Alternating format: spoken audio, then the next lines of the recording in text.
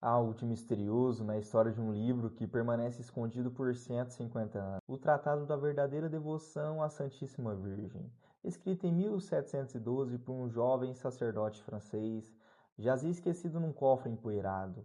Quando finalmente foi descoberto em 1842, sua publicação causou uma revolução silenciosa nos corações católicos. Era como se Deus houvesse guardado essa obra para tempos mais sombrios, quando a humanidade precisaria redescobrir o caminho para o seu filho através de sua mãe. Mas quem era este homem que ousou propor algo tão radical quanto se tornar escravo da Virgem Maria? Para compreender São Luís Maria Grignon de Montfort, é preciso mergulhar nas profundezas de uma personalidade complexa, marcada por contradições aparentes que revelam a coerência férrea de quem encontrou sua verdade e a ela se entregou sem reservas. Na fria manhã de 31 de janeiro de 1673, na pequena cidade bretã de Montfort, nascia aquele que seria batizado como Luís Maria Grignon, primogênito de uma família de 18 filhos.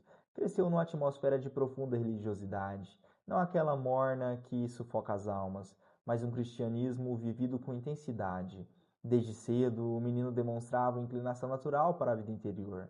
Enquanto seus irmãos brincavam nos campos bretões, Luís Maria era frequentemente encontrado em oração, com aquela seriedade precoce que marca certas almas destinadas a grandes coisas. Aos 11 anos, quando foi enviado ao colégio jesuíta de Reims, já carregava consigo uma certeza, sabia que Deus o chamava para ser sacerdote.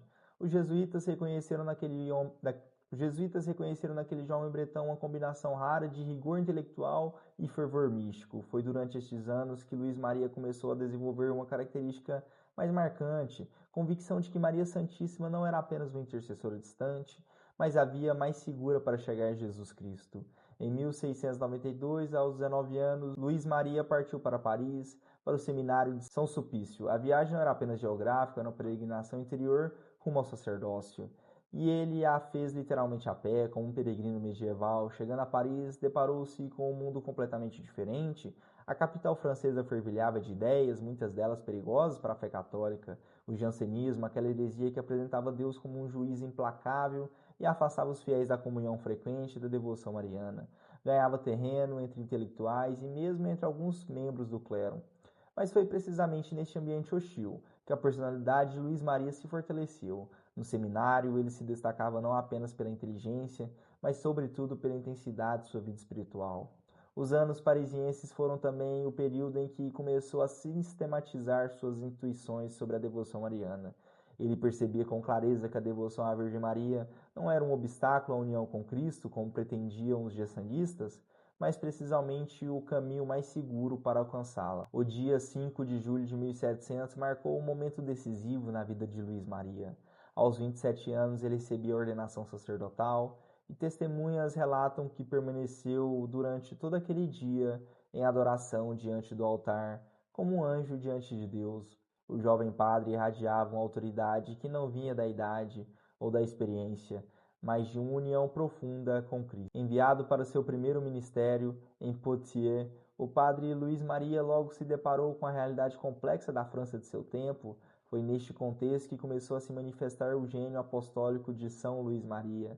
Ele compreendeu que não bastava combater os erros com argumentos teológicos, era preciso oferecer uma alternativa positiva, um caminho de santidade que fosse ao mesmo tempo sólido doutrinariamente e acessível às almas simples. E este caminho ele encontrou na devoção total à Virgem Maria, não como fim em si mesma, mas como meio privilegiado para chegar a Jesus Cristo.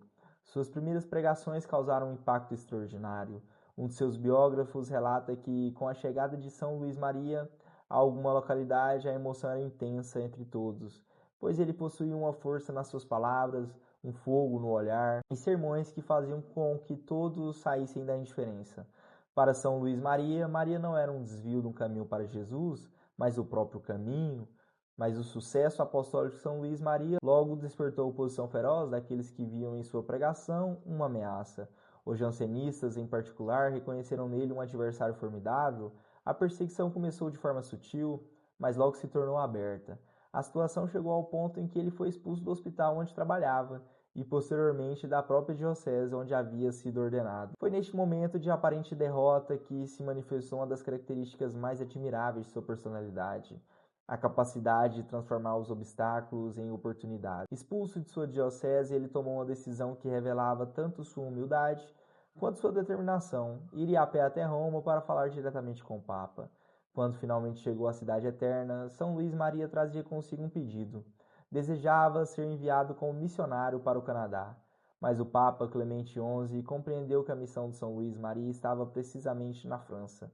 Em 1706, o Santo Padre lhe conferiu o título de missionário apostólico e o enviou de volta à França com a missão clara: combater as heresias e reavivar a fé católica através da pregação e da devoção mariana. De volta à França com a autoridade papal, São Luís Maria iniciou o período mais fecundo de seu ministério.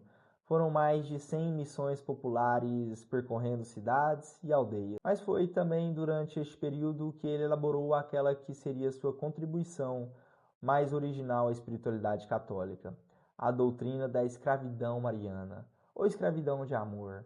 Para compreender a profundidade revolucionária dessa proposta, é preciso mergulhar na mentalidade da época. O século XVII e início do século XVIII eram marcados por um individualismo crescente, mesmo no campo religioso. A relação com Deus tendia a ser vista como um assunto estritamente pessoal, onde qualquer mediação era suspeita. Neste contexto, propor que alguém se torne escravo de Maria soava como escândalo teológico. Mas São Luís Maria não era um inovador imprudente. Sua proposta brotava de uma compreensão profunda tanto da natureza humana quanto do plano divino de salvação. Ele percebeu que o homem ferido pelo pecado original tinha dificuldade em manter-se fiel a Deus por suas próprias forças. Precisava de ajuda, de mediação, de um caminho seguro que o protegesse das ilusões do amor próprio. E este caminho ele encontrava na entrega total à Virgem Maria. No capítulo 70 de seu Tratado da Verdadeira Devoção, São Luís Maria explica as 3 espécies de escravidão: uma natural, outra forçada e outra voluntária. A primeira é a condição de todo ser humano diante de Deus. A segunda é a submissão imposta pela força. A terceira e mais perfeita é a que nasce do amor. Quando alguém se consagra como escravo de amor à Virgem Maria, não está se diminuindo, mas se elevando à condição mais nobre possível, a de quem pertence totalmente àquela que é a Mãe de Deus. Esta entrega não é simbólica ou parcial. São Luís Maria propõe uma consagração radical, dar a Nossa Senhora a própria pessoa, com tudo o que é e possui, corpo, alma, méritos, bens espirituais. É uma renúncia completa ao direito de dispor de si mesmo, uma entrega que abrange não apenas as ações exteriores, mas os próprios méritos espirituais, as graças recebidas, até mesmo as orações de penitência. Tudo passa a pertencer a Maria para que ela disponha segundo a vontade de Deus, mas esta perda é na verdade o maior ganho possível. Maria, sendo a criatura mais perfeita e mais unida a Deus, utiliza tudo que lhe é entregue da maneira mais perfeita possível. O escravo de Maria descobre que, perdendo-se, se encontra. Renunciando à própria vontade, alcança a verdadeira liberdade. Entregando-se totalmente, recebe infinitamente mais do que deu. O que torna a doutrina de São Luís Maria verdadeiramente revolucionária não é apenas sua profundidade teológica, mas sua eficácia prática.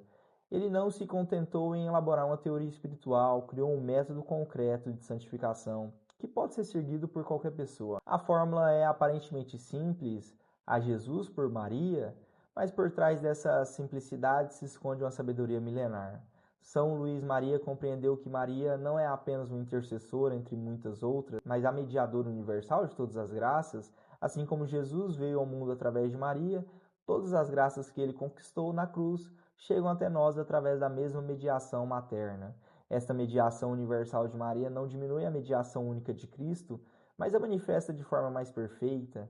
Talvez a imagem mais profunda seja a de Maria como eco de Deus. Se dizes Maria, escreve o santo, ela repete Deus. Santa Isabel louvou Maria e proclamou a bem-aventurada porque acreditou. Maria, o eco fiel de Deus, entoou Magnífica, anima mia, Dominum. A minha alma louva o Senhor. Quando é louvada, amada, honrada, ou recebe algo, Deus é louvado, Deus é amado, Deus recebe pelas mãos de Maria e em Maria. Esta visão transforma completamente a devoção mariana. Não se trata mais de uma devoção paralela à devoção a Jesus, mas da própria devoção a Jesus vivida da forma mais perfeita possível. Amar Maria é amar Jesus, servir Maria é servir Jesus, consagrar-se a Maria é consagrar-se a Jesus, da maneira mais eficaz. O método prático proposto por São Luís Maria consiste essencialmente em fazer todas as ações com Maria, por Maria, em Maria e para Maria, a fim de fazê-las mais perfeitamente com Jesus, por Jesus, em Jesus e para Jesus. Cada oração, cada trabalho, cada sofrimento, cada alegria é oferecida a Jesus através das mãos de Maria, com a certeza de que ela os purificará e os apresentará a Deus de forma mais agradável possível. A morte de São Luís Maria em 28 de abril de 1716, com apenas 43 anos, poderia ser visto como o fim prematuro de uma obra inacabada. Pneumonia contraída durante uma missão popular ceifou a vida daquele que ainda tinha tanto a dar à Igreja. Mas a providência divina tem seus próprios cálculos. A brevidade de sua vida terrena apenas intensificou o brilho de seu legado espiritual. Suas duas congregações religiosas, as Filhas da Sabedoria e a Companhia de Maria, continuaram sua obra missionária, mas sobretudo através de seus escritos que São Luís Maria exerceu uma influência que transcendeu os séculos. O Tratado da Verdadeira Devoção, descoberto quase por milagre em 1842, tornou-se um dos clássicos da literatura católica. Entre seus leitores, um jovem operário polonês chamado Karol Józef Wojtyła descobriu na obra de São Luís Maria a resposta às suas inquietações espirituais. Anos mais tarde, já como Papa São João Paulo II, ele adotou o lema Totus Tuus, síntese da espiritualidade montfortina, eu sou todo teu, e tudo que é meu te pertence, meu amável Jesus, por meio de Maria, tua Santa Mãe. O que torna São Luís Maria eternamente atual não é apenas a beleza de sua doutrina, mas sua eficácia prática. Ela não foi um teórico da vida espiritual, mas um místico que soube traduzir suas experiências mais sublimes em métodos concretos de santificação. A genialidade de São Luís Maria consistiu em compreender que a devoção mariana, longe de ser um obstáculo à união com Cristo, é o meio mais eficaz para alcançá-la. A fórmula Totus Tuus não é apenas um lema piedoso, mas um programa de vida cristã. Significa reconhecer que nossa pequenez humana precisa de mediação materna de Maria para chegar à grandeza divina de Jesus. Em nossos dias, quando a Igreja enfrenta desafios sem precedentes, a mensagem de São Luís Maria ressoa como uma urgência particular. Ele nos lembra que existe um caminho seguro, testado por séculos de experiência cristã, o caminho que passa pelas mãos de Maria para chegar ao coração de Jesus. Que São Luís Maria Grignon de Montfort rogue por nós, junto com a Santíssima Virgem e nosso Senhor Jesus Cristo. Em nome do Pai, do Filho e do Espírito Santo. Amém.